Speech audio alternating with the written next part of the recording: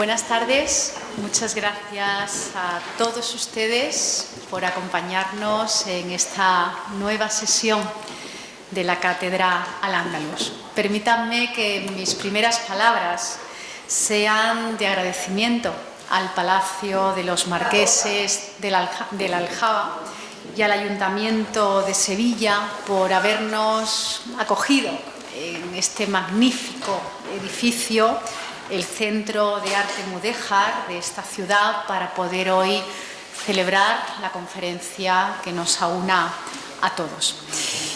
Quiero también dar las gracias a todo el equipo de la Fundación Tres Culturas que me acompaña y que también hacen posible estas actividades. Por supuesto, a Natalia Arce, que con brillantez está llevando este ciclo de la Cátedra Al-Ándalus, Antonio Chávez, coordinador de todas las actividades de la casa, a la subdirectora Carmen Fernández Tabra, que no sé por qué se ha sentado tan atrás, que casi no la veo, pero sé que está aquí con todos nosotros, bueno, y al resto del equipo que nos ayudan a que toda la actividad salga adelante con calidad y que la hacemos pues para todos ustedes. El objetivo de este ciclo es hablar de arte, es hablar de historia, es hablar de Sevilla, es hablar de Al-Ándalus, es hablar de Andalucía, en definitiva de todo lo que merece la pena ser conocido, de todo lo que conforma nuestras raíces, ¿no? A pesar de las diferencias y de la diversidad que pueda haber entre todos nosotros, siempre hay una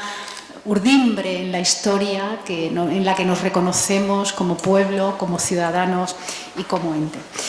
Como decía, se trata de un espacio divulgativo para favorecer ese diálogo, para que también sea un espacio para la reflexión, para, como decía anteriormente, conocer todo lo que nos une, pero sobre todo para divulgar, para que ese periodo tan rico, tan fructífero de 8 siglos de historia común, pues sea conocido por todo el mundo y podamos también reconocernos en él.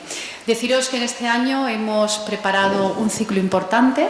Esta es nuestra segunda conferencia. La primera, y espero que también la disfrutasen todos ustedes, se celebró el pasado mes de enero por Magdalena Valor Piezzola, que analizó las claves políticas y geográficas de la Sevilla abadí. Y en esta segunda conferencia, gracias a nuestro profesor que nos acompaña, hablaremos sobre algo también importante, la construcción del primer recinto del Alcázar de Sevilla. Yo quiero agradecer la excepcional colaboración de Miguel Ángel Tabales Rodríguez, arqueólogo especialista en ese monumento tan importante, en esos reales alcázares, sobre el que dirige el proyecto de investigación, análisis arqueológico de Real Alcázar de Sevilla desde 1997. En fin, con esta pequeña pincelada lo que quiero dar a conocer es que contamos con quizá con el mejor especialista en esta materia, y es un lujo para todos nosotros pues poder contar con su sapiencia, con todo su conocimiento, y por tanto yo quiero agradecerte tu disponibilidad, porque somos conscientes también de tu apretada agenda, de todos tus compromisos y la generosidad con la que has aceptado esta invitación de la Fundación Tres Culturas. Poco más tengo yo que añadir, darles las gracias porque ustedes siempre son un público fiel, que nos ayudan a sentirnos satisfechos con lo que hacemos, porque si hacemos cosas pero el público no nos acompaña, pues obviamente la razón de ser no existe, que espero que disfruten todos ustedes, que vamos a compartir todos, yo creo que un rato apasionante que también permite la convivencia entre todos nosotros, y poco más que añadir. Y si termino diciendo que hablar de Sevilla, hablar del Alcázar, en un sitio tan importante, en este magnífico palacio, en este barrio tan antiguo que yo, hoy he venido caminando y me he quedado absolutamente maravillada por lo que he visto, por lo que he conocido, por las iglesias que te vas encontrando, y me decían ellos que son las más antiguas de Sevilla, pues que es un verdadero privilegio al que todos ustedes pues les invito a disfrutar. Nada más, y voy a dar la palabra a Natalia Arce para que nos presente con más propiedad propiedad la conferencia de la que vamos a disfrutar. Muchas gracias. Muchas gracias, Concha. Buenas tardes. Yo voy a hacer una breve introducción a la conferencia y también una muy breve semblanza de la trayectoria profesional del ponente. El periodo histórico que tratamos, que como saben van desde el año 1023 hasta el 1091, con la caída de Sevilla en manos de los almorávides y el final de la dinastía Abbadí, supuso una época de grandes transformaciones para la ciudad. En palabras de Magdalena Valor, quien, como decía nuestra directora, nos acompañó en la primera sesión de este ciclo, durante estos 67 años se produjeron importantes acontecimientos de carácter político que sin duda influyeron en la economía, la sociedad y la cultura, reflejándose en la renovación, mejora y la expansión de la ciudad de Sevilla y su reino. De un lado, la transformación de Sevilla en la capital de un extenso reino, resultado de la política de conquistas territoriales y la consolidación del poder abadí, llevó a un crecimiento considerable en el número de habitantes de la ciudad, emprendiéndose en esta etapa un programa de ampliación de la misma. Se construyeron, asimismo, edificaciones y palacios, lo que entroncaba además con las aspiraciones de sus gobernantes de reconocimiento, legitimación y visibilización de su poder, emulando las prácticas del desintegrado califato cordobés. Como explica Susana Calvo, en las cortes taifas del siglo XI, y cito, la literatura y el arte, además de las ciencias, servían para consolidar el poder de los soberanos y otorgarles la legitimidad que les negaban los campos de batalla. Las fuentes árabes escritas, incluyendo la propia producción poética de los gobernantes abbadíes, hacen referencia a la edificación de grandes y sublimes palacios, según recoge, entre otros, el historiador Ibn Hayyan. En este contexto se encuadra el tema de la ponencia de hoy, la construcción del primer recinto del Alcázar de Sevilla, a cargo de uno de los mayores especialistas en esta materia. Miguel Ángel Tabales Rodríguez ha dirigido más de un centenar de excavaciones arqueológicas desde 1987, entre las que destacan sus investigaciones en apoyo a la rehabilitación de edificios emblemáticos como el Alcázar y la Catedral de Sevilla, los conventos del Carmen, San Clemente o Santa Clara, el Hospital de las Cinco Llagas o el Castillo de San Romualdo en San Fernando. Las conclusiones de sus investigaciones e intervenciones en el Real Alcázar de Sevilla han planteado una revisión fundamental de los principios establecidos en la historiografía local y han permitido la recuperación, entre otros, de la primitiva puerta del Alcázar en el patio de Banderas, el descubrimiento y excavación del patio de las Doncellas, el hallazgo del Palacio Islámico de la Montería, las investigaciones en la Puerta del León, Jardín Inglés, Alcubilla, Chorrón, Barbacana, Puerta de Yaguar, Torre de la Alcoba, Patio del Príncipe, Baños de María de Padilla, Jardín del Crucero, Patio del León, etc.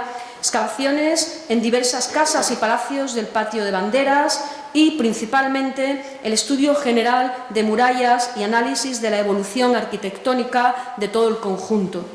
Estas investigaciones se han plasmado en más de 150 artículos y capítulos de libros publicados, así como una decena de libros, entre los que voy a citar solo el más reciente, Las murallas del Alcázar de Sevilla, Estudios arqueológicos y constructivos, El origen del Alcázar, del año 2020. Voy a terminar citando un párrafo de una de sus publicaciones en el que hace referencia precisamente a la relevancia de los descubrimientos realizados en los últimos años para la época que estamos tratando. Y cito: las excavaciones arqueológicas realizadas en el sector del Alcázar, Catedral y Archivo de Indias dibujan para el siglo XI un panorama novedoso y ciertamente trascendente para la comprensión de la antigua ciudad y su posterior redefinición en época almohade. Sin más, cedo la palabra a Miguel Ángel Tabales, agradeciéndole de nuevo en nombre de la Fundación Tres Culturas el que esté esta tarde con nosotros. Muchísimas gracias.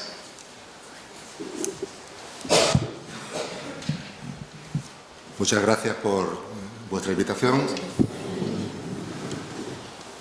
¿Me oyen? Es un honor participar en este evento, este milenario de la Fundación de la Taifa de Sevilla. Estoy encantado de estar con un público tan tan atentos y numerosos. No estoy últimamente acostumbrado a tantas caras, más bien a gente joven que mira para otro lado, a los alumnos que cada vez están menos interesados por este tipo de cuestiones. Así que estoy feliz y créanme. Gracias por la presentación y nada, sin más, voy a intentar durante una hora aproximadamente introducirles en nuestra hipótesis actual sobre la transformación, origen, claro, del Alcázar de Sevilla. Lo que yo os cuente está resumido en el libro que acaba de decir la compañera, es Las murallas del Alcázar de Sevilla, que ha salido hace relativamente poco.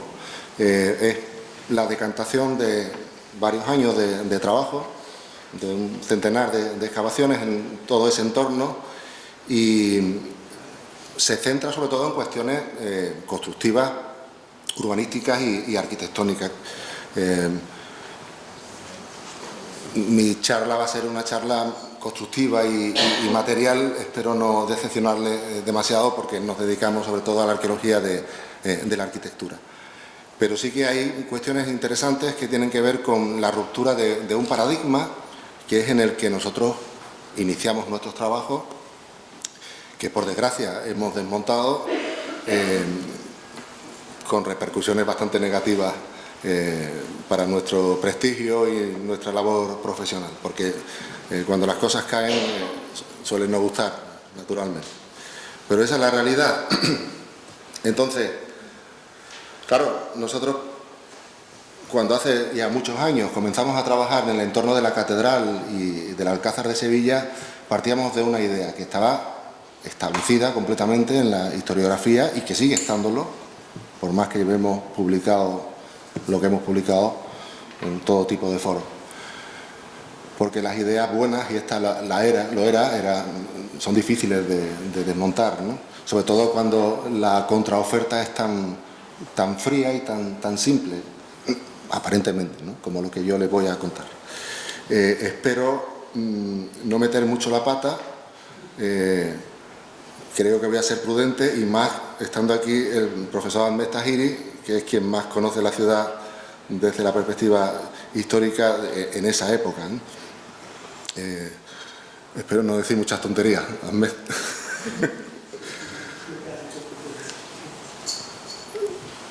Miren, para cuando Guerrero Lobillo en 1974 publica su teoría sobre lo que es el Alcázar en la época de Al-Mutamid, el conocimiento de la ciudad antigua era nulo, prácticamente nulo. Hoy día ya superan casi las 2000 excavaciones arqueológicas en el casco histórico de Sevilla en los últimos 30 años.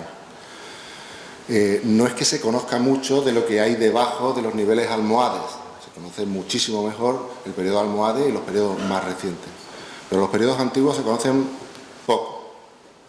Aún así, lo que se conoce contrasta radicalmente con esa idea de partida. Si ven esta imagen, que es un dibujo de su estudio de 1974, en el Alcázar, que es lo que está idealizado, se observan una serie de edificios que responden a lo que él entendía que era el gran palacio, el más importante, construido por Al-Mutamid, el palacio de Al-Mubarak. Si se dan cuenta, en la parte inferior izquierda estaría el área del patio de banderas, y el resto sería pues prácticamente el Alcázar actual visitable, de manera que con mucha imaginación, pero con lógica, absoluta lógica, cada uno de los grandes edificios coinciden con los edificios actuales, siendo el gran palacio de Pedro I pues el buque insignia de ese planteamiento. De modo que ese palacio, el más importante del Alcázar, el más turístico, no era otra cosa que la reconstrucción, reparación, incluso leve reparación de lo que había sido el núcleo principal del palacio de Al-Mubarak. Con eso me eduqué yo, nos educamos todos los arqueólogos que han trabajado en Sevilla, y con eso hemos tenido que luchar contra nosotros mismos durante los primeros años, porque lo que aparecía no coincidía en absoluto con ese planteamiento. De ahí que con mucha razón, a mí se me haya achacado contradicciones notables entre la bibliografía antigua del Alcázar y la bibliografía reciente. Esas contradicciones son reales y tienen que ver con la lucha por nuestra parte por no contradecir a los grandes historiadores que habían trabajado sobre esta hipótesis, naturalmente, y a quien nosotros venerábamos.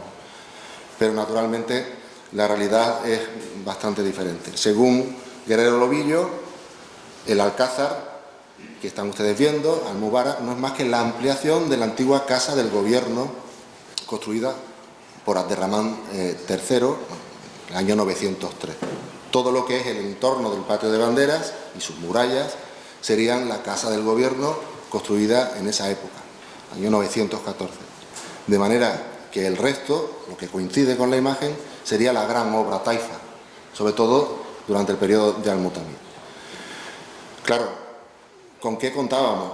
Sobre todo contábamos en aquella época con una serie de poemas de Al-Mutamid, de Timat, y Ibn Ammar, idealizando la arquitectura perdida, de cierto modo, en el caso de Al-Mutamid, claro, desde su destierro de Ahmad, y que en parte probablemente estaba bastante exagerada, como es normal en esta época, en la literatura de esta época y más en la literatura poética. Según esa visión, insisto, una visión que está anclada todavía hoy día, pues incluso en las guías turísticas de la ciudad, básicamente la ciudad taifa, por lo menos la de época de Al-Mutamid, coincidiría sustancialmente con la ciudad almohade, es decir, con el casco histórico actual. Las murallas probablemente no, pero sí el desarrollo del urbanismo y la mancha de población de la ciudad. En ese contexto, pues Al-Mubarak estaría donde hoy está el Alcázar, el palacio de califal, de Adar el-Imara también, y existirían una serie de palacios de localización incierta. Una de ellas, Al-Zahir, en San Juan de Alfarache. Las fuentes hablan de su posición con exactitud, ahí no hay muchas dudas, parece que la cosa está clara. Se habla de incluso una similitud con la fortaleza de Alepo. Pero después se habla de Al-Mukarram, que seguramente estaría situado en este entorno, en el entorno de la calle Regina, el Palacio de las Dueñas. En realidad eran especulaciones muy razonables, pues, en base a poemas un poco conflictivos y desde luego en absoluto diseñados, ¿no?, para lo que es la identificación exacta, ¿no?, en una ciudad. Claro, la idea era clara, la ciudad taifa es prácticamente el almohade y el río se sitúa en esa época donde está en la actualidad. Nuestra hipótesis a día de hoy, pues con todos los errores que iremos corrigiendo, espero, con el paso del tiempo, es diferente. Las excavaciones que hemos realizado a lo largo de estos 30 años nos llevan a pensar que la ciudad, al menos la de Inabaz y Al-Mutadid, de Al-Mutamid, sería tendría un desarrollo levemente diferente a la ciudad antigua, pero básicamente en su fisonomía muy similar. Hablaríamos de unas 70-75 hectáreas situadas en un entorno en el cual, aunque Al-Zahir, San Juan de Alfarache, sí estaría localizado en ese punto, pero simplemente observando la imagen de la posición del río en el centro de la ciudad en esa época, la cosa cambia radicalmente. La ciudad taifa, al menos en los primeros momentos, es mucho más pequeña de la que se entendía por entonces. No hablo de murallas, sino del poblamiento. La mancha naranja que están ustedes viendo se corresponde básicamente con esa ciudad. Y en ese contexto nosotros entendemos que Al-Mubarak sí que se correspondería con el actual Alcázar, pero Al-Mukarram, el gran palacio antiguo del que habla Ibn Ammar y el mismo Al-Mutamid, probablemente coincidiría, y esto es una hipótesis especulativa, con el antiguo Dar al-Imara, que nosotros situamos como hipótesis de trabajo en el arzobispado, en la zona del arzobispado, por lógica, por la ubicación en el extremo sur de esa ciudad, que no es el extremo sur almohade, sino el extremo sur situado más al norte. Esa es nuestra hipótesis de trabajo. Contradicciones, ignorancias, todas, no hay manera de bajar de los 3 metros de profundidad en una excavación de urgencia, y más en el centro histórico, donde la propiedad es diminuta y como mucho se hace un garaje, los pocos que se hacen profundizan a niveles que ni siquiera son islámicos. Llegar a niveles de época taifa es delicado. ¿Dónde hemos podido llegar? En el entorno de esta mancha, donde ya no hay población, donde hay alfarería, donde hay cementerios, donde hay zonas industriales. ¿Dónde están las murallas en esta época? Lo desconocemos. Probablemente en el sur, está claro, en el entorno de los jardines del Alcázar actuales. En el resto, pues no lo sabemos. Ojalá algún día podremos demostrar que, como pasa en el caso de Murcia, excavado por Navarro Palazón, quizás las murallas almohades o una parte de ellas estén sustituyendo a las murallas de menor calidad de época de taifa. Así tendría sentido algunos de los descubrimientos del profesor Tahiri, como la existencia de las puertas o el nombre de las mismas puertas en esa época, ¿no? Las puertas actuales de la época almohade. Pero en fin, todo se andará. De momento hemos dado un primer paso. ¿Qué sabemos sobre el Alcázar? Los datos fríos son los siguientes. El primer Alcázar es un Alcázar cuadrangular. Es un Alcázar que tiene 100 metros de lado y que se sitúa en el entorno del actual patio de bandera. De manera que las murallas de piedra que hoy se conservan se corresponderían con esa obra que nosotros ubicamos en la época central del siglo XI, probablemente de la época de Al-Mutadid, probablemente del momento inicial de Al-Mutamid. Es decir, esta no es la Dar al-Imara, sino que es una de las primeras obras taifas. Inmediatamente después de que se construyan las murallas, y digo inmediatamente después, no a la vez, esto el carbono 14 lo dice con toda claridad, y el estudio de los materiales, se construye el primer palacio. Ese palacio está situado en la parte occidental del patio de bandera. Ocupa las 9 viviendas actuales, muy recientes, que están superpuestas sobre este primer edificio de época taifa. Pero también sabemos que durante el mismo proceso de construcción hay un cambio radical de concepción. Este Alcázar se construye como un edificio militar, en el que se introduce un gran palacio. Ahí ya está habiendo un cambio de mentalidad que quizás tenga que ver con la seguridad que ya tiene el reino taifa una vez llegado al poder Al-Mutamid. Lo que observamos es que en la parte inferior, que es la parte sur, hay un desnivel enorme, de 5 metros. Es decir, el Alcázar se sitúa en el punto, la horquilla que forman el Guadalquivir, que se sitúa inmediatamente junto a las murallas en esa época, la parte de la izquierda de la imagen, y el Tagarete, que se sitúa inmediatamente en la parte inferior derecha. En esa horquilla se fundó Sevilla, en esa horquilla es donde se va a construir el Alcázar, pegado justo al límite de los dos cauces fluviales. Pero la ambición, y esto ya es claro, es Al-Mutamid, de generar un área palatina a imitación de lo que había sucedido en la Córdoba califal, le obliga a, con esa ambición, duplicar el tamaño del Alcázar hacia el sur, lo cual supone ya construir un edificio nada común para el mundo andalusí de aquel momento, de 2 hectáreas, pero 2 hectáreas volando una cota sobre otra 5 metros. 5 metros que hay que resolver mediante una serie de operaciones constructivas que implicarán la construcción del gran palacio del crucero, que ven ustedes en la imagen inferior, cuyo jardín sí se sitúa a la cota original, 5 metros por debajo de lo que va a ser después el resto de la edificación de ese segundo recinto, que subirá de cota artificialmente 5 metros, para que el nivel del primer recinto y del segundo mantengan la misma la misma cota. La operación es una operación seria desde el punto de vista de la ingeniería y bellísima desde el punto de vista arquitectónico. Justo después de haber terminado esta obra, seguramente estando en obra con el Palacio del Crucero, se construirá el tercer recinto. Y ya estamos hablando de 5 hectáreas. 5 hectáreas centralizadas con el actual Palacio de la Contratación.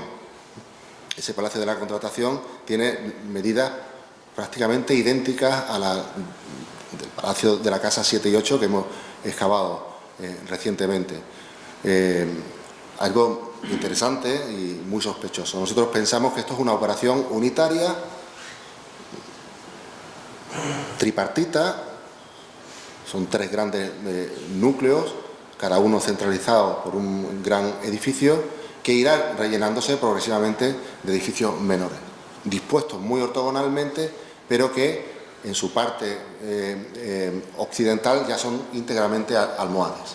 Es decir, es una operación que inicia probablemente en las murallas Al-Mutadiz, quizás Al-Mutamiz, que completa Al-Mutamiz y que no llega a haber terminado, ni muchísimo menos, puesto que ya en época almohades es cuando el resto de estos espacios interiores pues llegarán a terminarse. Después, en época almohades, sin duda, esto ya está claro, pues el Alcázar llegará a tener pues 17 hectáreas, 11 recintos. En el Alcázar pues puede caber casi cualquier gran ciudad de Al-Ándalus en ese momento, pero ya sí, las murallas están construidas. Son 7 kilómetros, ya la ciudad ha pasado de 100 hectáreas a tener 277 hectáreas y el río, que esto es lo más importante, ya está en su ubicación actual. Es decir, hemos pasado de un río situado pues donde estamos ahora mismo, por la Alameda y a las puertas del mismo Alcázar, a un río desplazado que volverá, no obstante, a reivindicar su posición antigua durante el siglo XII en 2 ocasiones, la última en 1198, cuando toda la parte que da el río quedará destrozada y habrá que reconstruirla de nuevo.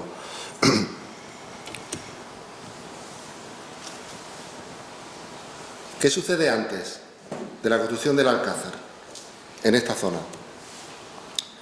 Las excavaciones del patio de bandera demuestran una secuencia muy interesante para la historia de la ciudad y muy novedosa.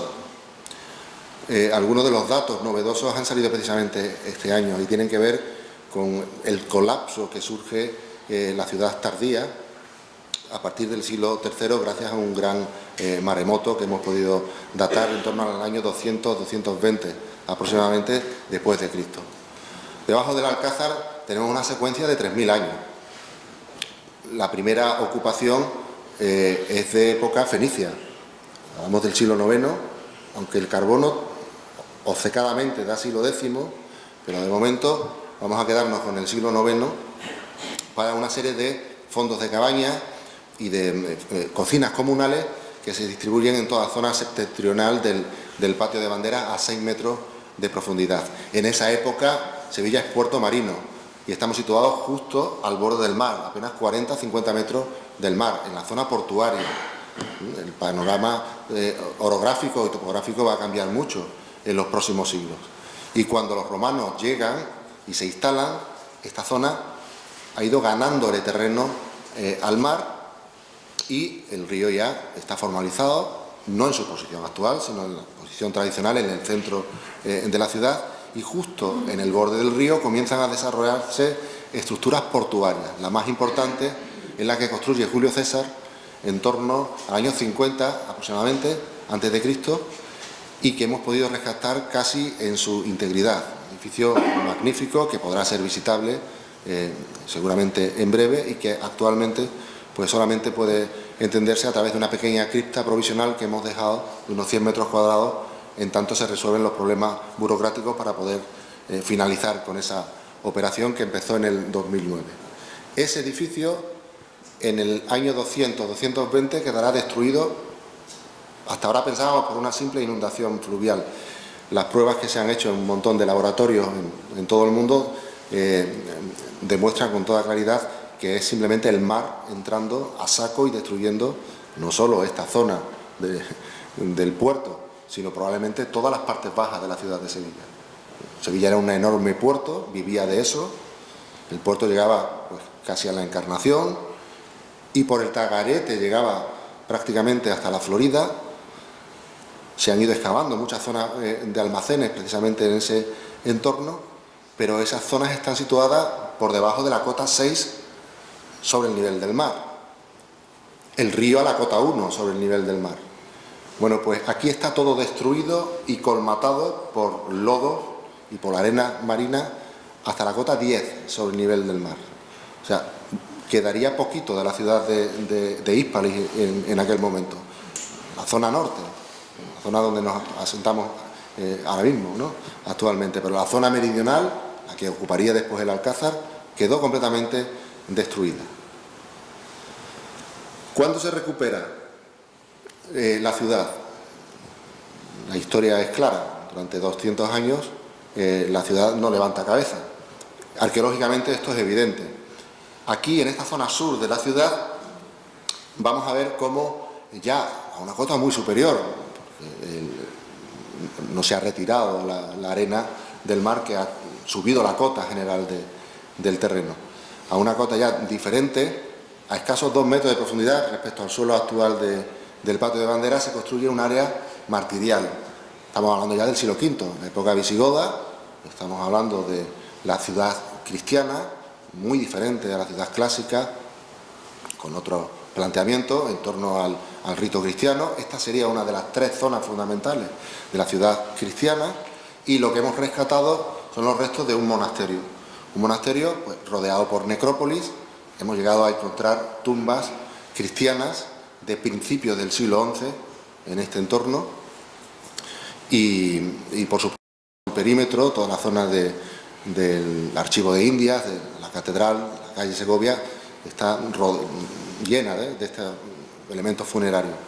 Obviamente existiría una basílica en este entorno, creemos que pues debajo de las murallas del Alcázar, en la zona norte, lo que coincide con la imagen superior.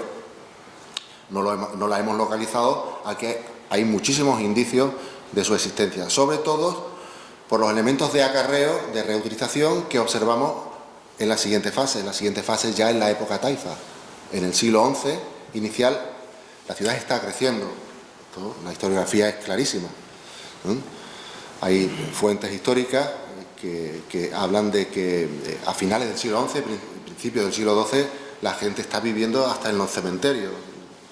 Una ciudad, por el éxito de la taifa, que está creciendo, pero que no está creciendo uniformemente, como después sucederá en época almohade, sino que sobre todo está creciendo hacia el norte, hacia donde se puede, porque al oeste no puede, está el río, no donde hoy, en el centro de la ciudad, calle Sierpes, Alameda de Hércules, y hacia el sur tampoco, porque está el Tagarete. O sea, crece mucho hacia el norte, y hacia el sur, incluso, según lo que yo he observado, va desplazando el río Tagarete artificialmente. Hay acumulaciones en la zona de los jardines de esta época que indican que se está ganando terreno a ese margen fluvial menor, por supuesto, no es el Guadalquivir, pero la acción humana es clara. Encontramos evidencia de ocupación taifa desde la catedral hasta la universidad. Es decir, cada edificio es completamente diferente. Nota que es autoconstrucción, unos magníficos, como los que encontramos debajo del patio de la Montería, otros minúsculos, siguiendo la topografía, la irregularidad de la topografía. Esto contrastará mucho con las grandes obras almohades posteriores. Pero esto lo encontramos a 3 metros de profundidad debajo del Alcázar. Estos restos taifas no tienen nada que ver con los restos almohades posteriores, que los amortizan, subiendo muchísimo el nivel. Y esos restos almohades no tienen nada que ver con los restos que vamos a ver después del palacio de Pedro I. Esa hipotética Almubarak está a 3 metros por encima de los edificios que no son palatinos de la época de Al-Mutamid. Quizás lo más interesante de toda esta secuencia tenga que ver con esa inundación a la que me refería, pero también a la perpetuación de la ocupación cristiana desde el siglo V hasta el siglo XI. Sabemos que, evidentemente, las grandes ciudades andalusíes tenían un poblamiento cristiano hasta finales del siglo XI, principios del siglo XII, abundante. En este caso, clarísimo. Pero, claro, en el siglo XI esto cambia, al menos en esta zona de la ciudad. Surgirán barrios de alfareros, esos barrios serán los que generarán una serie de calles que hemos ido documentando, con casas muy irregulares, pero eso sí, esto es muy interesante, con un sistema de alcantarillado muy novedoso. Observamos cómo se pasa en esa época de los pozos negros por cada una de las casas a un sistema de alcantarillado central que, curiosamente, cuando después lleguen los castellanos, simplificarán y volverán al sistema de pozos negros. Es decir, en 200 años hay un cambio a peor en las instalaciones urbanas asombroso, y esto lo vemos con toda claridad en todas las excavaciones del Alcázar. Pues bien, estos barrios serán destruidos literalmente poco después de haber surgido para construir el primer Alcázar. ¿Cómo es la construcción de ese primer Alcázar? Al que corresponden las murallas que todos conocen y que dan a la catedral. Primero, la cronología. Nada del siglo IX, por supuesto, nada del siglo X, siglo XI y bien avanzado. Por fortuna, hemos hecho 35 excavaciones arqueológicas en los cimientos de las murallas y en el interior de cada recinto. También hemos hecho un centenar de dataciones de radiocarbono y de termoluminiscencia que, una vez aplicado el modelo bayesiano, son incontestables. Las murallas se construyen, como ven en este gráfico, a mediados del siglo XI, ni antes ni después. El primer palacio, el que la prensa insistentemente llama Palacio de Al-Mutamid, aunque nosotros no nos referimos a él de esa manera, evidentemente, es de finales del siglo, en torno a 1080, 1090, está justo en el cambio de la dinastía. No podemos negar incluso que esas obras terminen en época almorávide, desde luego arqueológicamente no, políticamente es raro, por eso nos inclinamos a pensar que la obra es de época de Al-Mutamid. Y en el caso de los siguientes recintos y de los siguientes palacios, el tema está claro. Lo almohade, pues es almohade como se pensaba, lo cristiano es cristiano, lo de época de Alfonso X tal, lo de Pedro I, siglo XIV, también. Es decir, no cambia casi nada en la interpretación histórica, salvo en los primeros momentos, evidentemente. En los primeros momentos nos hablan de un alcázar de mediados del siglo XI y de unos palacios que comienza a construir probablemente Al-Mutamid y que quizás no hubiera concluidos, que es lo normal. Claro, ¿cuál es el significado de todo esto desde el punto de vista urbano? Pues que se ha producido un desplazamiento radical del centro de poder desde su enclave tradicional en el centro de la ciudad hacia el sur de la ciudad. ¿Por qué? Por el dominio del puerto, evidentemente. Hasta ese momento, en época islámica, siglo VIII, siglo IX, el puerto tiene su importancia como es normal, pero no tanta como va a tenerla a partir del auge de la dinastía taifa, la dinastía Abadí, y por supuesto ya en época almohade. Entonces, al principio, pues evidentemente las fuentes nos hablan de algo que debería estar, por supuesto no se ha localizado nunca, en el lugar donde estaría el presidio romano, donde estaría probablemente la fortificación del bronce final, y si somos valientes, porque materiales hemos encontrado, aunque no estructuras, pues podremos irnos tranquilamente. No creo que me pueda equivocar, aunque algunos profesores míos se ofenderían muchísimo, pero creo que nos podemos ir al calcolítico perfectamente, porque materiales calcolíticos hay, y también neolíticos, desde el quinto milenio en esta zona, que estaría ubicada, estaría habitada sin duda. Y Narcutilla nos habla del Palacio del Príncipe, que estaría situado en el entorno del Salvador. Insisto, no tenemos argumento para negar esto, pero no hay ninguna documentación arqueológica que lo afirme. Después, Inayán habla, obviamente, de la Dar Alimara, que todo el mundo ubica en el actual Alcázar. Nosotros pensamos que la topografía de la ciudad antigua no permite este hecho. Así que, por ofertar algo que es puramente hipotético, planteamos la posibilidad, ojalá lo demostremos en un futuro, pero es pura especulación, que esa Dar Alimara está en la gran manzana que conforman las calles que rodean al actual Palacio Arzobispal. Insisto, pura teoría y especulación. No quiero parecerme a los compañeros que trabajaban sin la ayuda de las excavaciones arqueológicas, pero es que en este sector se ha excavado poquísimo. El primer alcázar se sitúa en el borde meridional, rodeado del barrio de los Alfareros, rodeado de las necrópolis que van agobiando el río. El río sabemos que se va desplazando desde su posición antigua, insisto, incluso en el siglo VIII ya hay un cambio de cauce. El río se va, yo creo que da varios bandazos hasta llegar a su posición actual, va, retrocede, va y retrocede, y esto es lo que hace que por muchas excavaciones arqueológicas de la mitad occidental que han habido en Sevilla, no aparecen restos previos a la época almohade. Y esto es un detalle incontestable, de que el río estaba situado en esta posición, aunque, eso sí, a lo largo del siglo XI se va hiriendo con toda claridad. Y, sin la más mínima duda, en tanto el alcázar va creciendo, el río se va desplazando, hasta que en época almohade, toda claridad, en 1172, ya está en su posición actual. Y el alcázar, pues ya es identificable, aquí no hay ninguna duda, con los 17 recintos que conforman ese gran Topkapi, ese gran núcleo palatino, pues tan impresionante y que hoy ha quedado tan reducido, ¿no?, a un espacio tan diminuto, que es tan sorprendente, ¿no?, turísticamente. ¿Cómo es la obra de ese primer alcázar? Pues de esto es lo que más sabemos, evidentemente.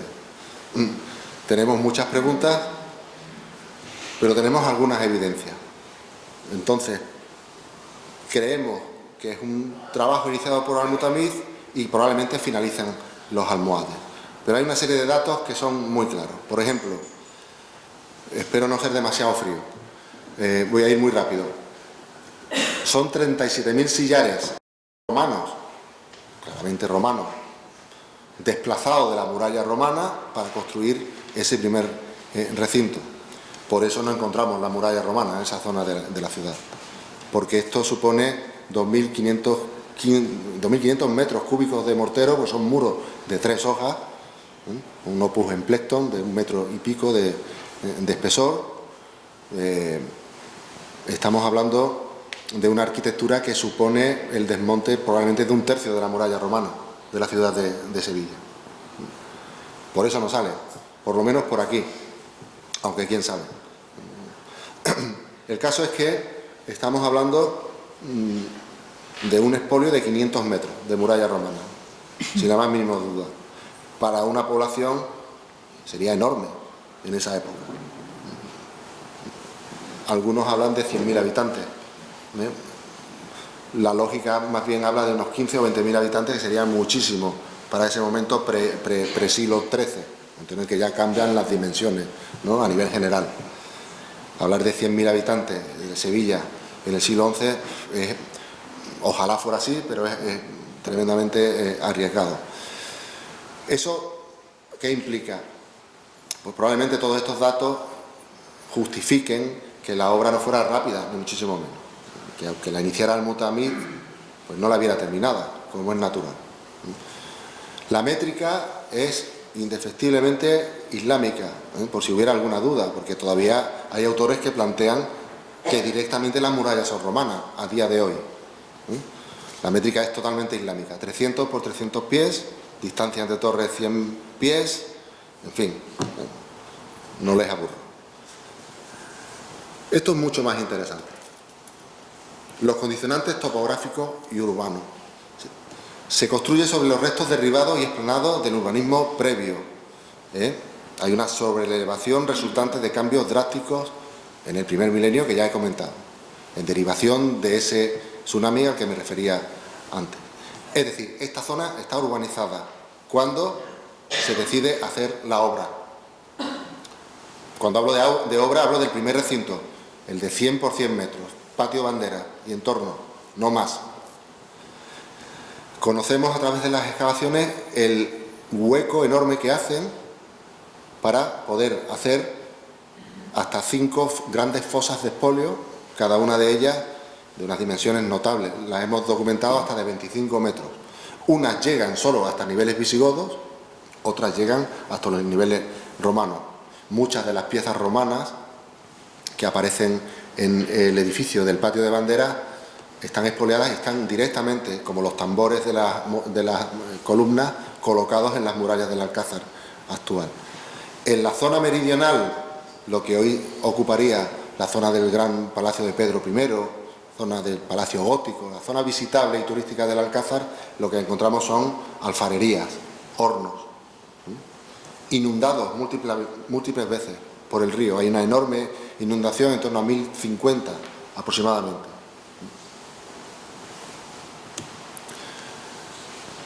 Con esa zona de la ciudad destruida, no imaginen un espacio vacío sobre el que se va a construir un castillo, sino que se imaginen una zona totalmente urbanizada, muy irregular, en la cual se van a abrir huecos.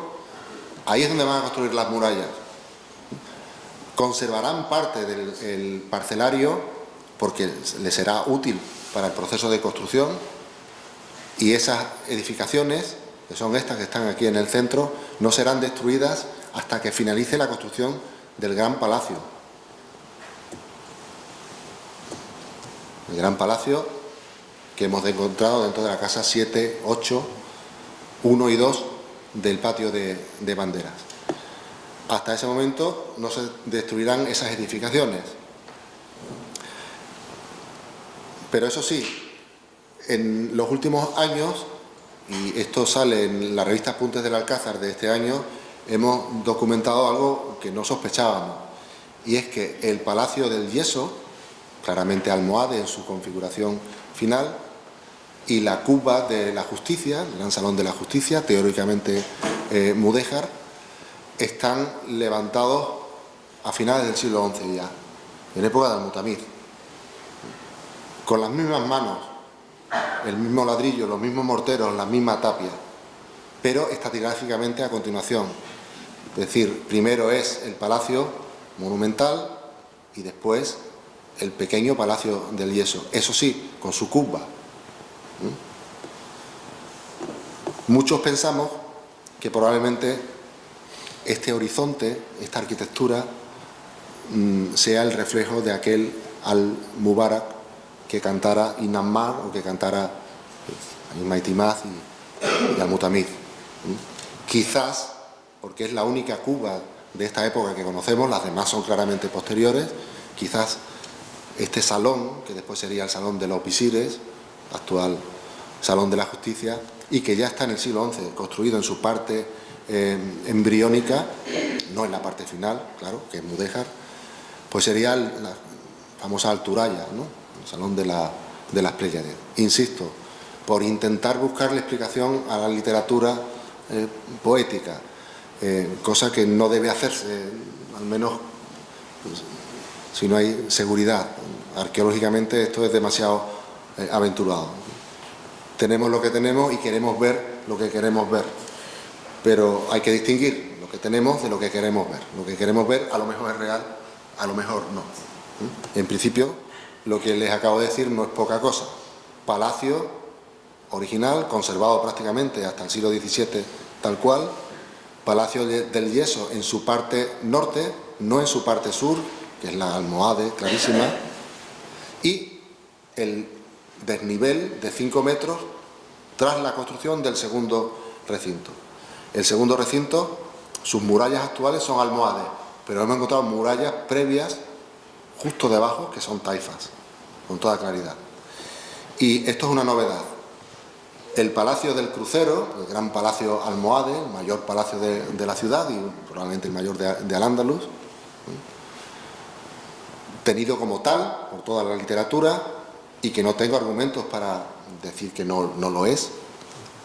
Sin embargo, sí os puedo decir que las dataciones que hemos hecho de la base de esa arquitectura nos dan siglo XI, final.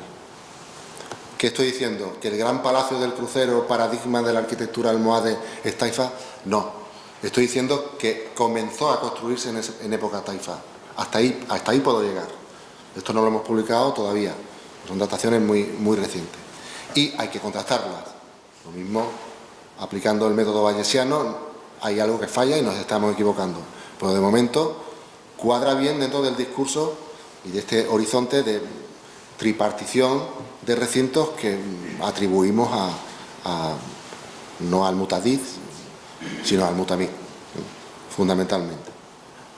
Ya hablaremos sobre esto porque ya tenemos el permiso de investigaciones arqueológicas, vamos a hacerlo en el próximo mes, vamos a empezar a trabajar en el crucero y vamos a empezar a trabajar en las torres. Vamos a picarlas bien, analizarlas y aplicarle la misma batería de dataciones y de excavaciones que le hicimos a la parte del patio de bandera, a ver si nos estamos equivocando o no. Me esté equivocando o no, en cualquier caso las cosas parece que apuntan a lo que les digo.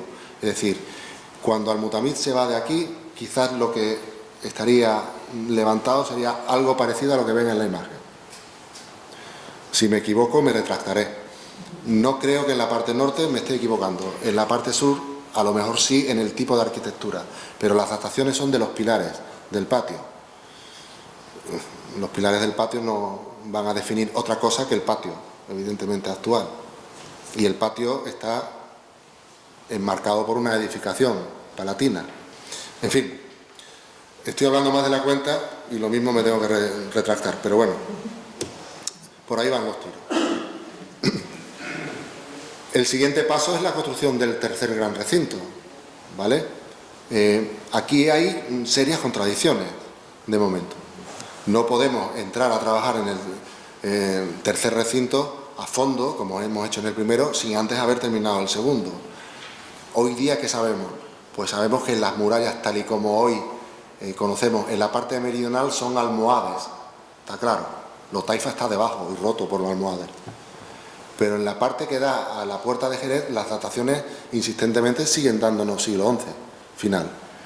Con lo cual, pues me atrevería a decir que esta es una operación de Al-Mutamid en esta parte no terminada. Pero, eso sí, el palacio de la contratación, yo tengo que ir a verlo y datarlo bien. Porque de momento, aparentemente es almohade en su base y mudéjar en su definición final. Pero claro, está sin excavar y sin datar.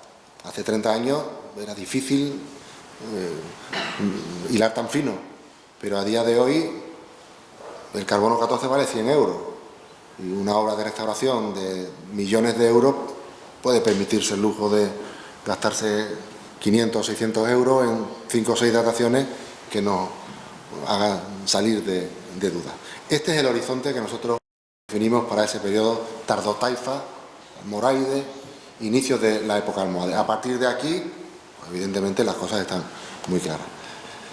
Pero hemos indagado muchísimo sobre el proceso de construcción del primer recinto, que es el que indefectiblemente es taifa. Y sabemos bastante sobre el procedimiento, sobre la labra de los cimientos, sobre los aparejos, sobre los revestimientos. Entonces, no deja de asombrarnos. Evidentemente, sabemos de las bondades de la ingeniería islámica de esa época, ¿no? La almohade, por supuesto, pero la taifa también. Es que las zanjas son enormes, las zanjas superan los 4 metros de espesor, en las que ya se labran el hueco de las torres y donde además se producen saltos de nivel acordes con los cambios y bajada de la topografía natural. Es decir, es un esfuerzo nada sencillo, es un esfuerzo adaptado a las necesidades de la topografía con mucho ingenio. Casi que uno diría, sin el estudio de materiales y sin las dataciones, que esto es romano. No lo es, evidentemente, pero el ingenio es evidente. Aquí hay una mente constructiva muy bien asentada, desde luego, y que no lo hace por primera vez. Esto también lo sabemos, está claro. El vertido inicial sobre el relleno, sobre la zanja, es de una losa de tierra mejorada a distinto nivel, con una resistencia a compresión muy potente, bastante fuerte. Y después se produce la construcción de las zapatas, que se refuerzan hacia el sur, hacia la zona que va a tener que recibir mayor peso por el desnivel, e incluso, esto es muy interesante, el muro no se coloca a eje sobre el cimiento, sino que se desplaza hacia su zona interior, precisamente buscando esa triangulación natural, romana, lógica de la carga, ¿no? De la contención de la carga. Por eso digo, ojalá tuviéramos el nombre, ¿no? Pero desde luego estamos hablando de un alarife importante y con un conocimiento de la construcción notable. A partir del primer nivel, las cosas van a cambiar. El aparejo es el mismo, una tierra mejorada con cal, ya más dúctil, y la sillería romana, a soga y tizón, más o menos irregular, va conformando el espesor del muro. Pero sí es muy interesante es cómo conciben la construcción de las torres, porque esto para nosotros ha sido completamente nuevo. Pensábamos, como es normal, que las torres eran macizas. Eran macizas porque eran califales y no podían ser de otra manera. En el momento que ya sabemos que son de época taifa, el abanico se nos abre, porque a partir de la época taifa sí que comienzan a construirse cámaras huecas en el interior de las torres. Estas son excepcionales, porque tienen 12 metros de altura, el espacio que dejan interior, con bóvedas de aproximación de hiladas de sillería, siendo muy estrechas, apenas tienen 1 metro de luz. Es decir, son extremadamente atípicas, tan atípicas que no hemos encontrado en ningún caso. No digo que no los haya, tiene que haberlo, sin duda. Seguro que ASMED tiene algún paralelo que haya descubierto. Desde luego nosotros hemos hecho indagaciones y no encontramos nada parecido. Cámaras de este estilo no las hemos localizado, pero son interesantísimas. Lo mismo que el mismo tipo de aparejo que utilizan. Evidentemente no es el aparejo califal que vemos en Medina Zahara o que vemos en el Alcázar cordobés.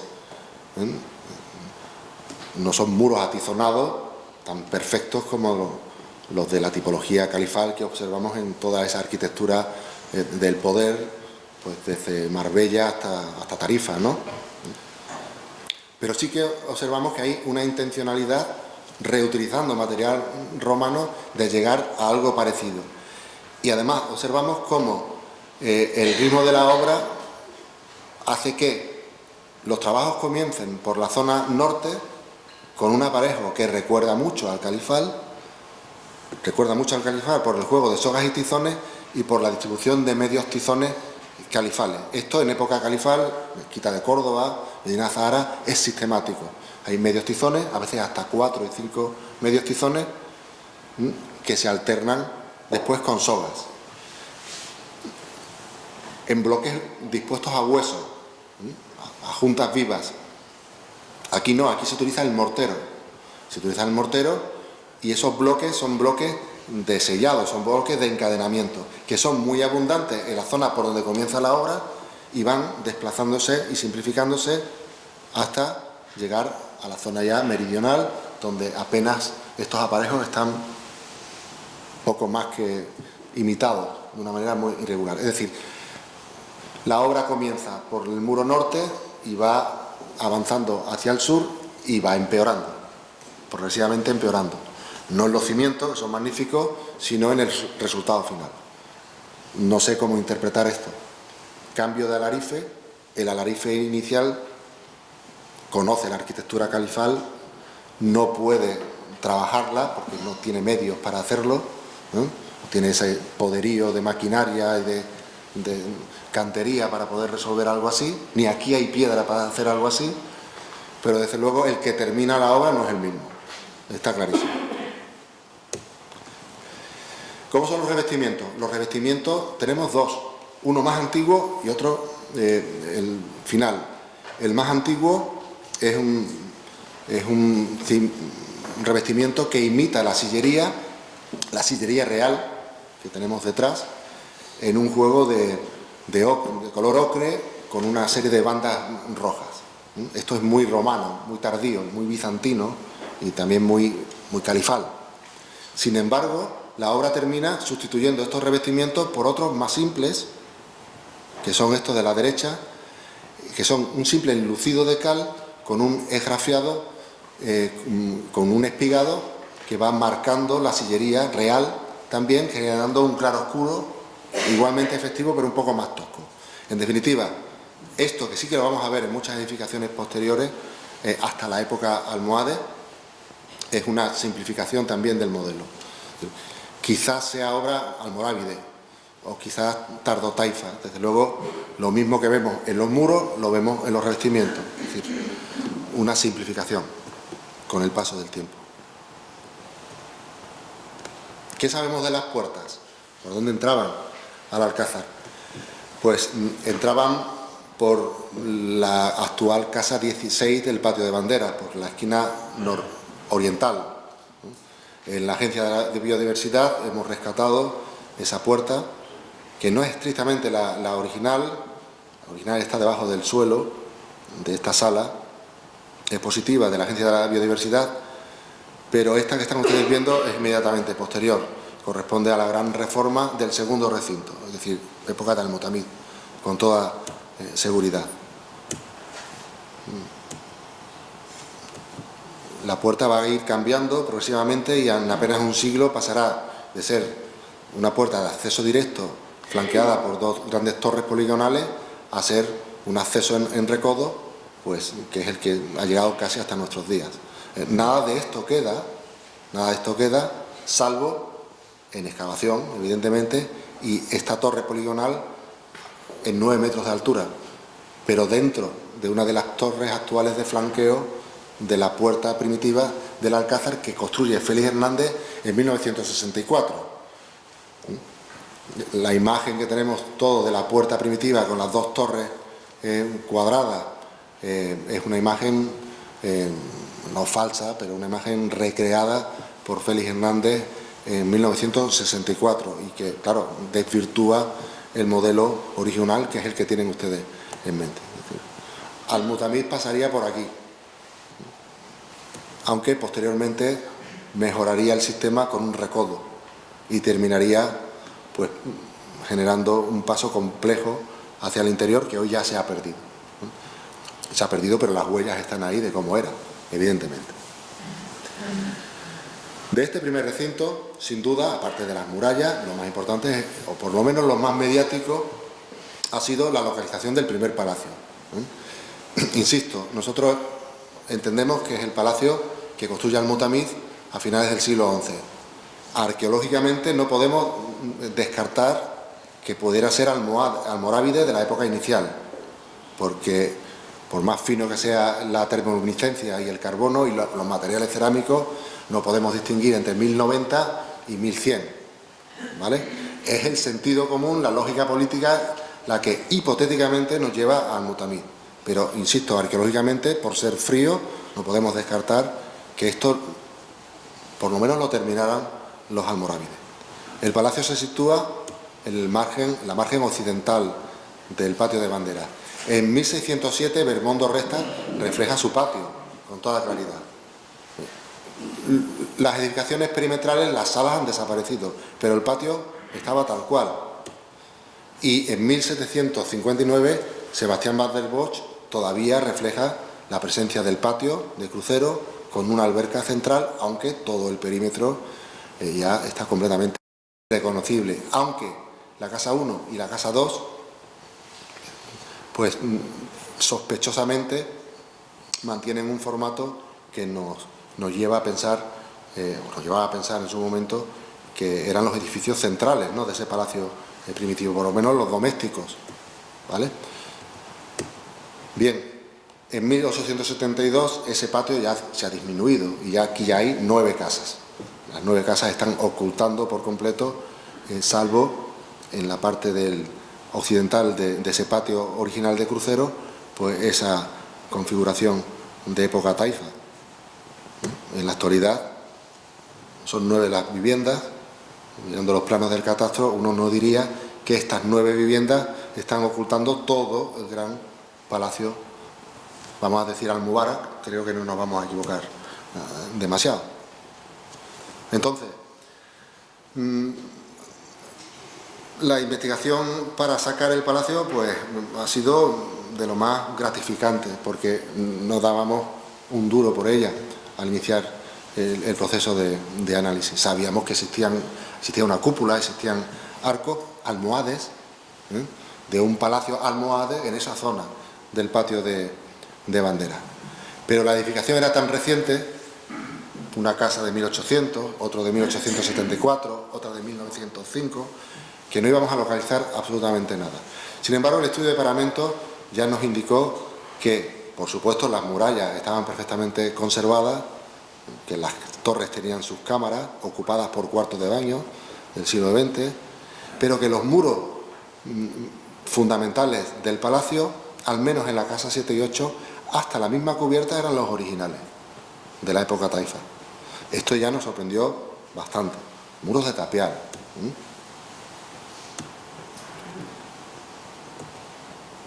También observábamos cómo en esos muros de tapial había una patología clarísima. Existía una ruptura, una discontinuidad, una interfaz que nos decía que la parte que daba a la muralla en un momento determinado se cayó y ese palacio fue reconstruido parcialmente. ¿Cuándo? Siglo XIV, después del terremoto de época de Pedro I, sin la más mínima duda.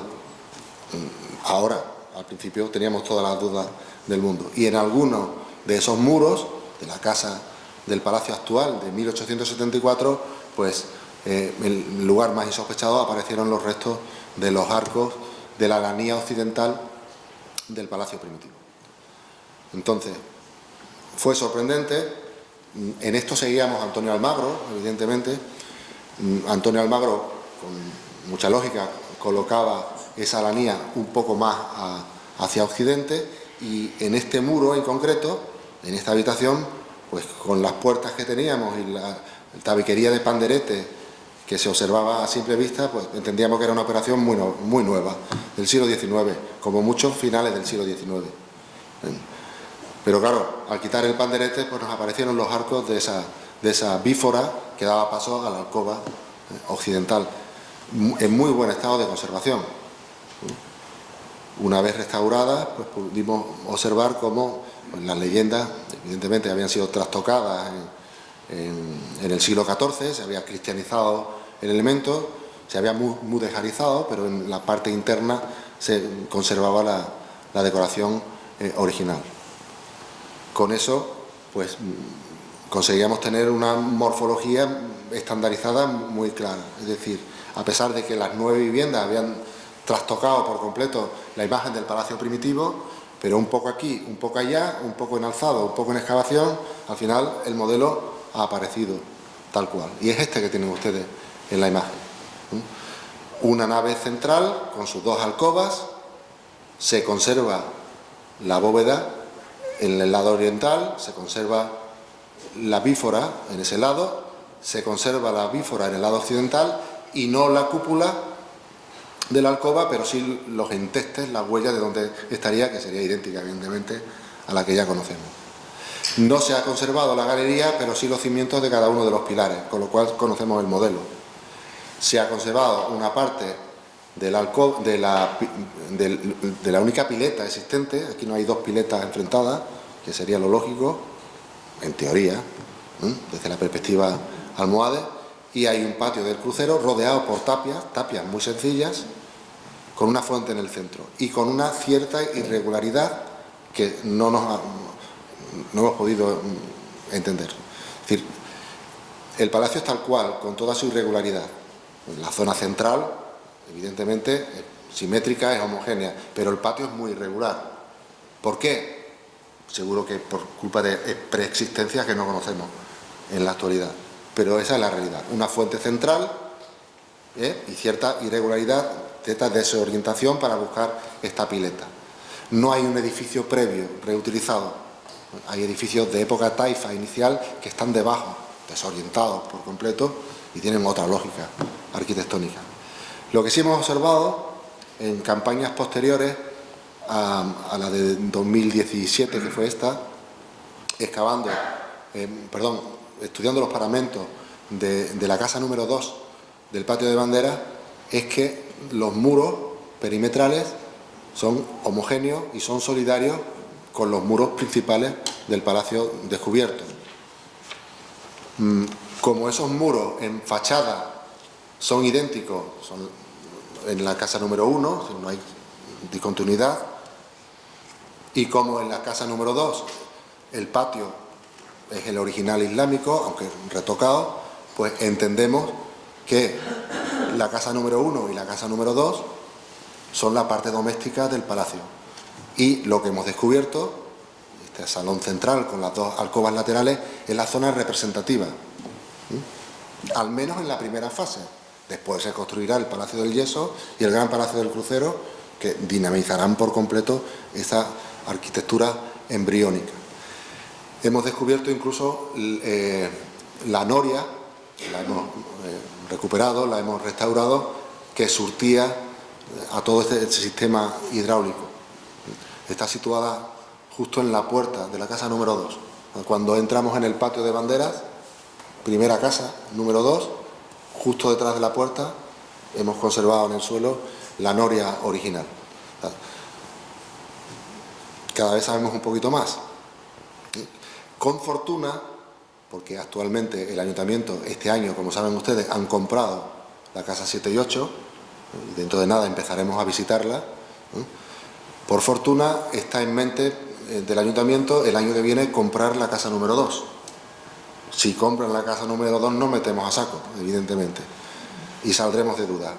La idea es que en pocos años podamos visitar el palacio en su zona noble y también en su zona doméstica. Es la idea. Sería algo parecido a esto. No nos equivocamos demasiado, creo. Fíjense en la imagen. Lo único que hay aquí hipotético es el tipo de arcos de la galería, que no sabemos cómo es. Es decir, no sabemos si estamos hablando de arcos polilobulados, de arcos de herradura, de arcos túmidos, pero sí sabemos cómo son la distribución de sus calles, que son estas 5 que ven ustedes aquí. Calle central, con un gran arco, calles laterales, con tríforas, sobre un jardín deprimido, y ese jardín deprimido transitable en su parte inferior por una galería semisubterránea que hemos rescatado en el sótano de esta casa. En el extremo, un sábat, un paso desde el mismo palacio a las cámaras superiores y a la darbe. Antes no teníamos ni idea de por dónde se subía las murallas del Alcázar. Ya lo sabemos, por lo menos por 2 sitios. En la zona doméstica aún se conserva el sábat tal cual. Hemos podido analizar esta cámara, el sábat está todo retocado en el siglo XIV, pero es el original. Y esta parte es la que se volcó en el terremoto del siglo XIV, pero las huellas de las puertas y de los encastres están claros. Al menos en la zona palatina, no digo que en otras partes fuera de otra manera, el acceso a las cámaras, a las torres, a las murallas se hacía desde el mismo palacio.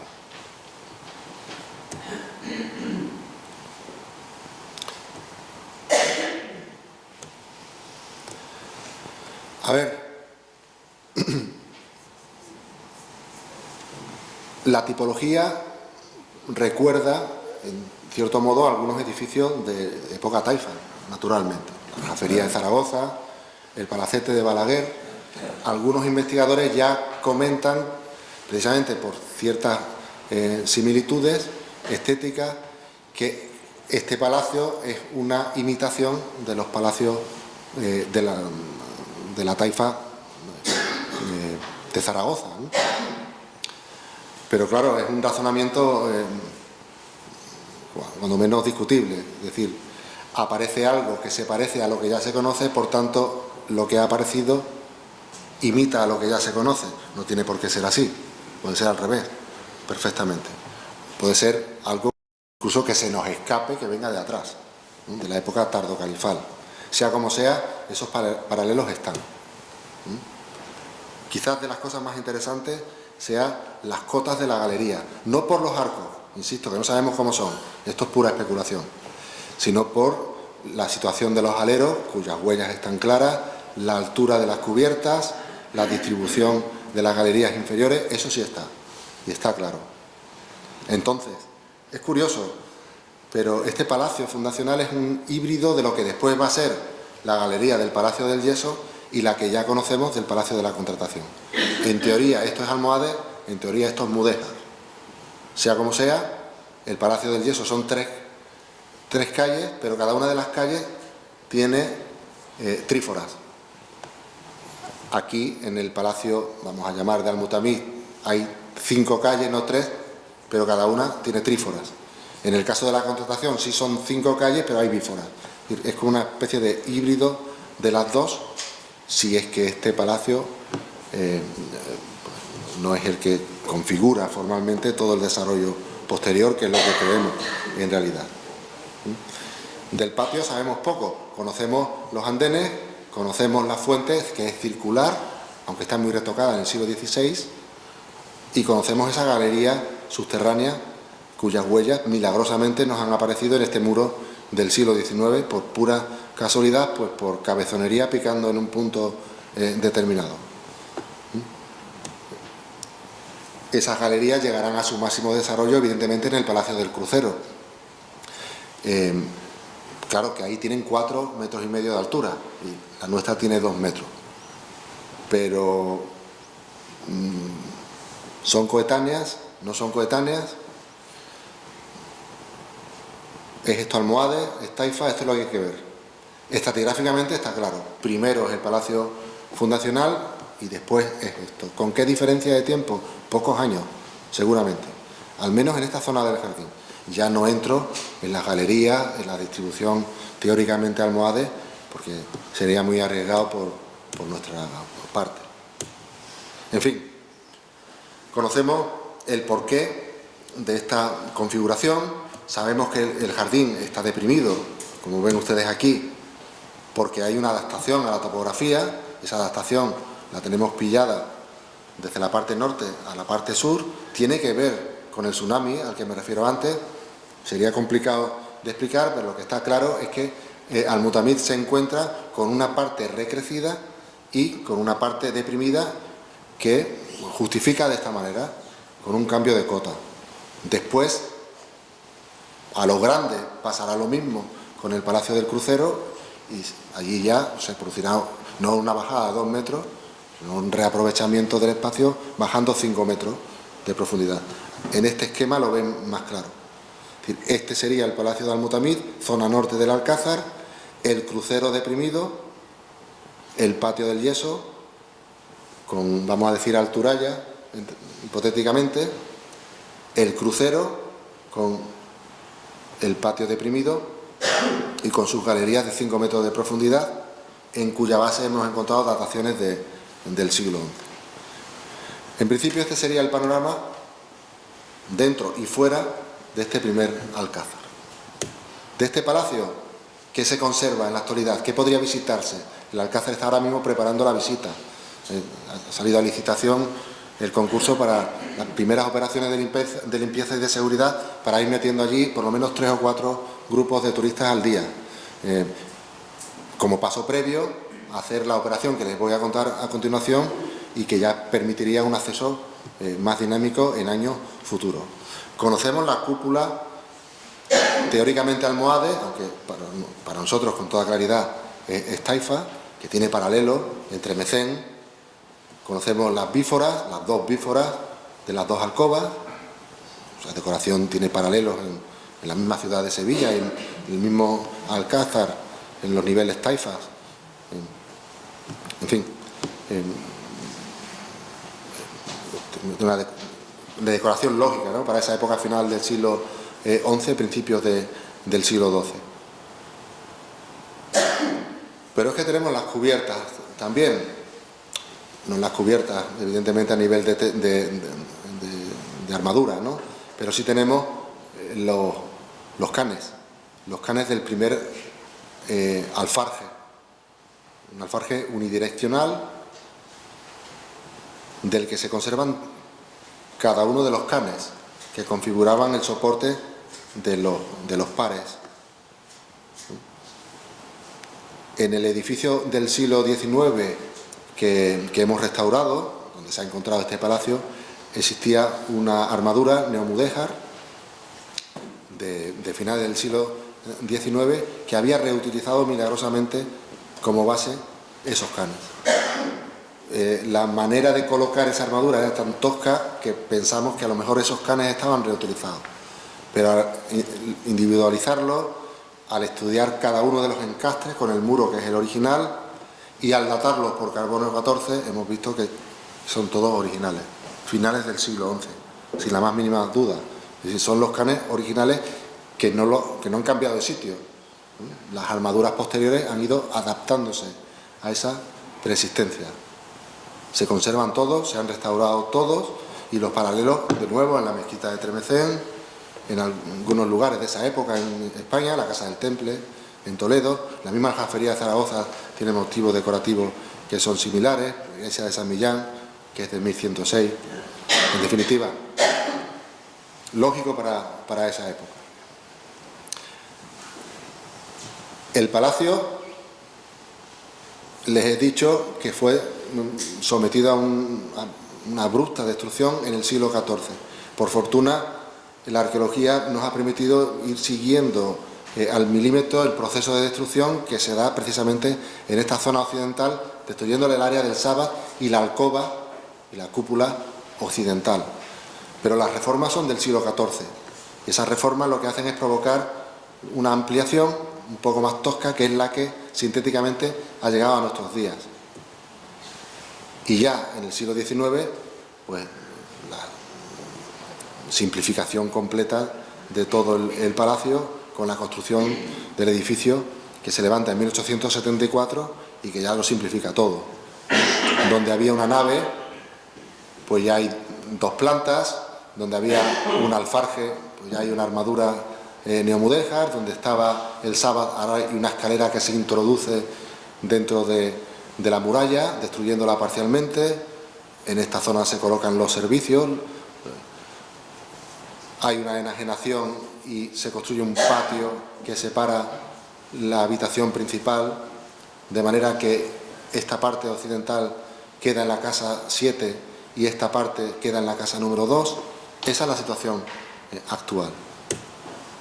Si miramos hacia el norte, esto es lo que teníamos antes de comenzar la obra y esto es lo que pretendemos tener una vez que finalice la obra dentro de unos años.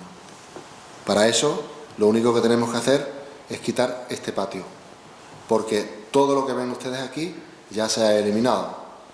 Se ha quitado este forjado, se ha sustituido este alfarje del siglo XIX que estaba podrido completamente por un alfarje original con los canes originales, y se han dejado las zonas de encastre para poder colocar una imitación de esta cúpula que sí que se conserva aquí. De manera que en un futuro la idea, insisto, es con muy poco esfuerzo, por poquísimo dinero, es terminar la cubierta en el patio, terminar el alfarje, que en la casa número 2 está tal cual, sin cambio ninguno, ahí se ha conservado a la perfección, y poner en valor, al menos de manera idealizada, todo este palacio. Y si es posible, entrar en la casa número 2 y la número 1 y restaurarla. Esa es la idea. Y este es el alfarje, recién restaurado. En fin, ojalá no me equivoque, ojalá los políticos cumplan, ojalá se compra la casa número 2 y en muy poco tiempo podamos ofrecer a la población pues algo tan importante como esto. Y nada más, decirles que estamos trabajando en las torres, en el segundo recinto, que estábamos trabajando en documentación a todos los niveles, que estamos probablemente haciendo los primeros estudios para poder trabajar en el gran pabellón de Carlos V, en el cenador de Carlos V.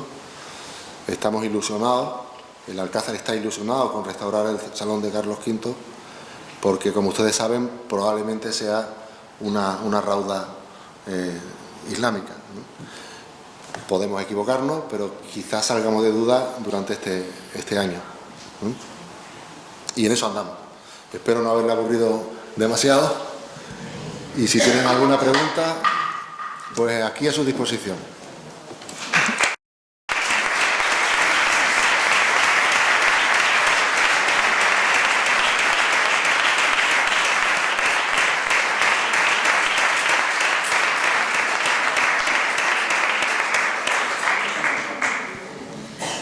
Muchísimas gracias, Miguel Ángel.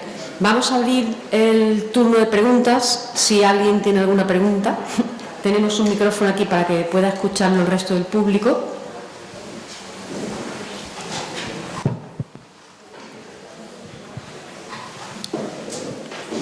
Yo, mientras tanto, sí me gustaría felicitarle, no solo por la ponencia, sino por el trabajo. Me parece absolutamente fascinante cómo el aparato tecnológico, la tecnología va permitiendo ir montando un andamiaje sobre el que montar una nueva visión, lo que llamas visión teoría, que a lo mejor se convierte en un nuevo paradigma o no, no lo sé, pero desde luego da una nueva visión de la ciudad, no solo del Alcázar también, sino del cambio urbanístico de la ciudad. Me parece absolutamente fascinante. No sé si tenemos alguna pregunta o todo el mundo está cansado y... Aquí.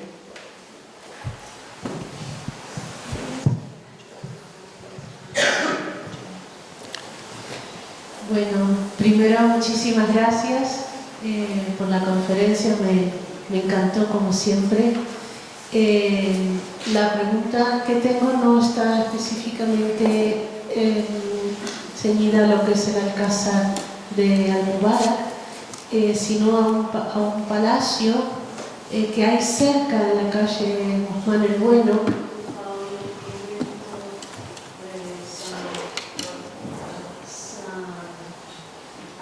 de la montaña.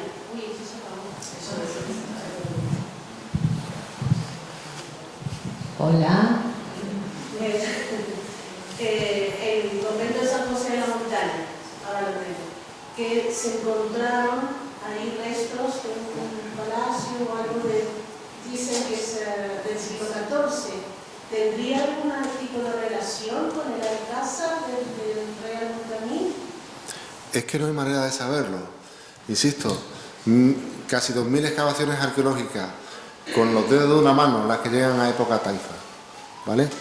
Y es muy fácil caer en la tentación, por supuesto yo, no soy humano, de identificar aquello que recientemente ha salido con algo que cantara Al-Mutamid o Inam Mar. Pero hay que ser frío. Por desgracia, no tenemos el mismo nivel de conocimiento que sobre la ciudad almohade, que sí que hay cada vez más información. Entonces, ¿qué entiendo? Pues entiendo que Sevilla, a mediados del siglo XI, a finales del siglo XI, en época de Al-Mutamid, estaría absolutamente repleta de palacios importantísimos, que están en la base de los grandes palacios sevillanos actuales, en la zona central, en la zona de esa mancha que yo le ponía, zona de las ciudades antiguas, de aquí al Alcázar, ¿vale?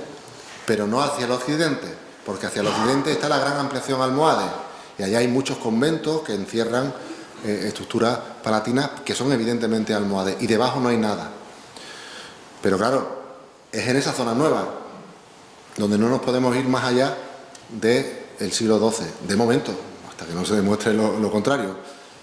Sin embargo, en la zona central, si tú tienes un palacio del siglo XI, cuando tienes todo el caserío abigarrado que viene de esa época, probablemente no de época almohade, sino de esa época, pues como mucho reparas ese palacio, en época almohade o en época mudéjar. Pero yo diría que la mayoría de los actuales grandes palacios del centro están sobre palacios almohades, que están sobre palacios taifas, por lo menos en la zona central. Pero, de nuevo, no hablo como un arqueólogo, no debería hablar así. Eso es pura especulación. ¿Me equivoco o no? Pero es lo que me dicta el sentido común.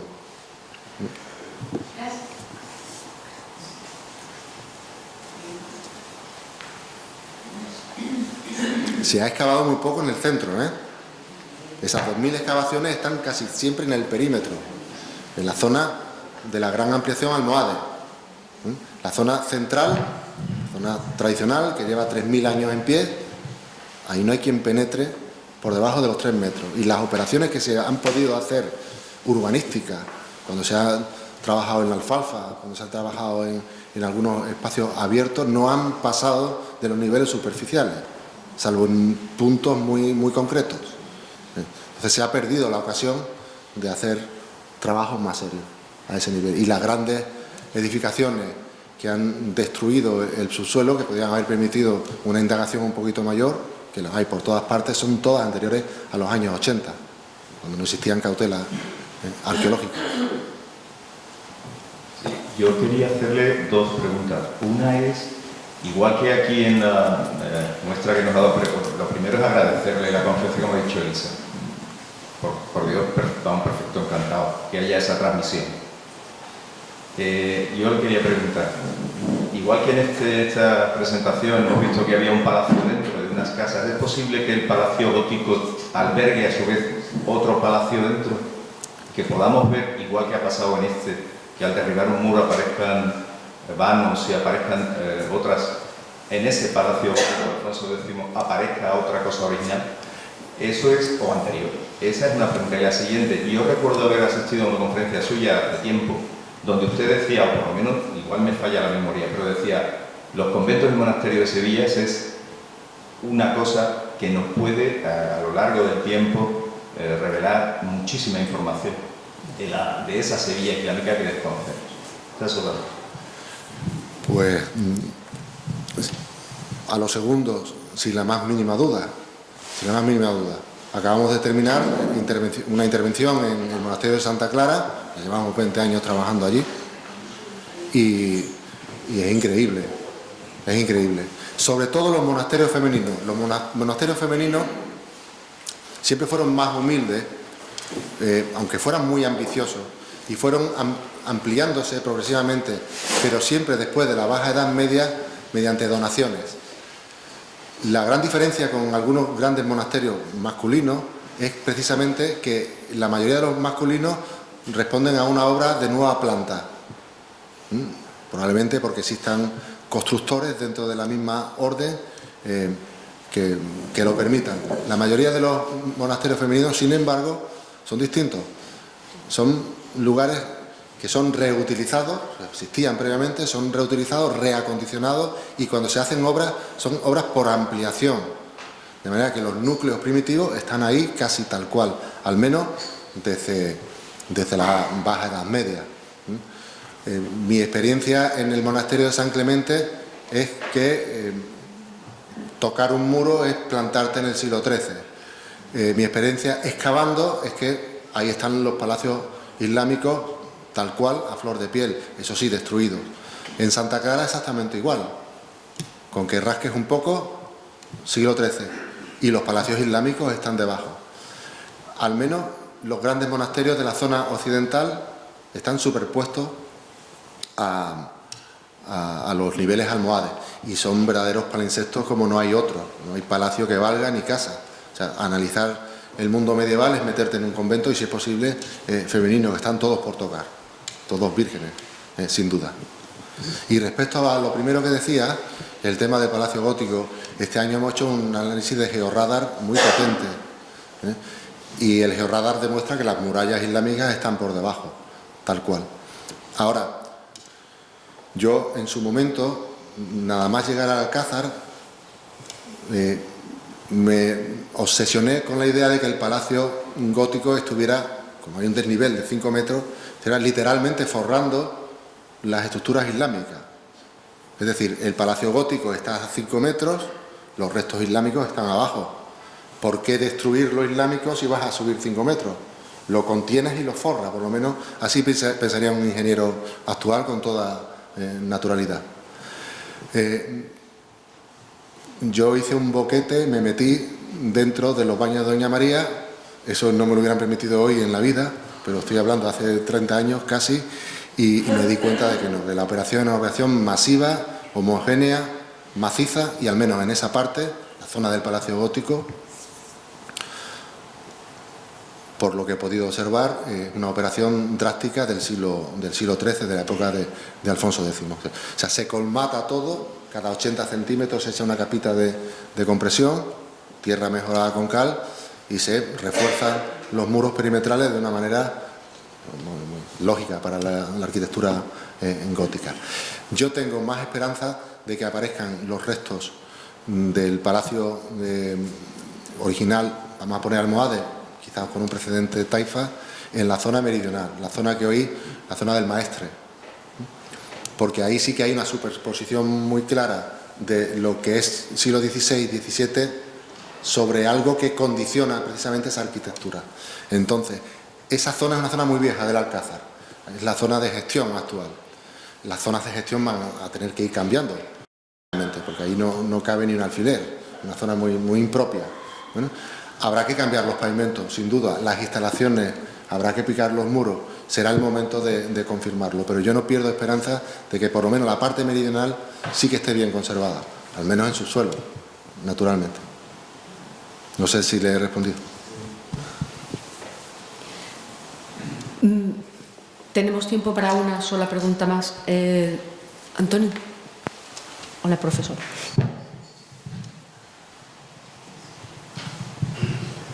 Muchas gracias. Buenas noches. Era preguntarle, ¿usted piensa que la epigrafía de esa época o de otro siglo es importante y que aporta datos históricos a varios edificios, en concreto al palacio?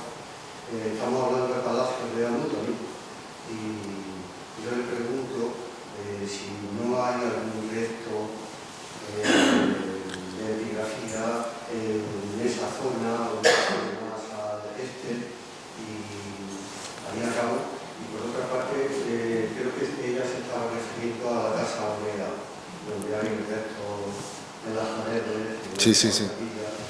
Esa epigrafía del siglo XIV, del siglo XIV, no es el propio.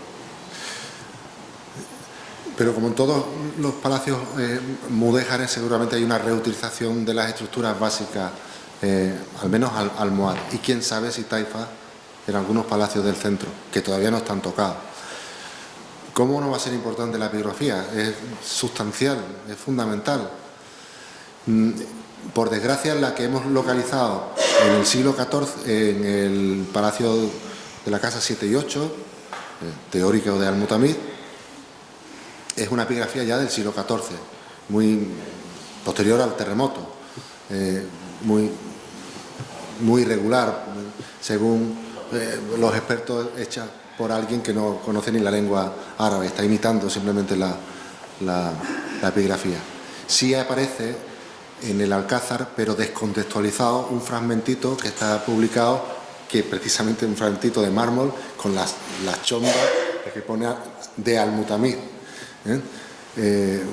Pero está en las afueras de lo que era el palacio y no in situ. Yo tengo la esperanza de la casa número 2, como la fisonomía es la misma del momento original, aunque está muy retocado, que en las partes superiores, si los morteros que han echado son anteriores al siglo XX, sean morteros de cal, que como ustedes saben, los morteros de cal no necesariamente tienen que destruir los enlucidos originales.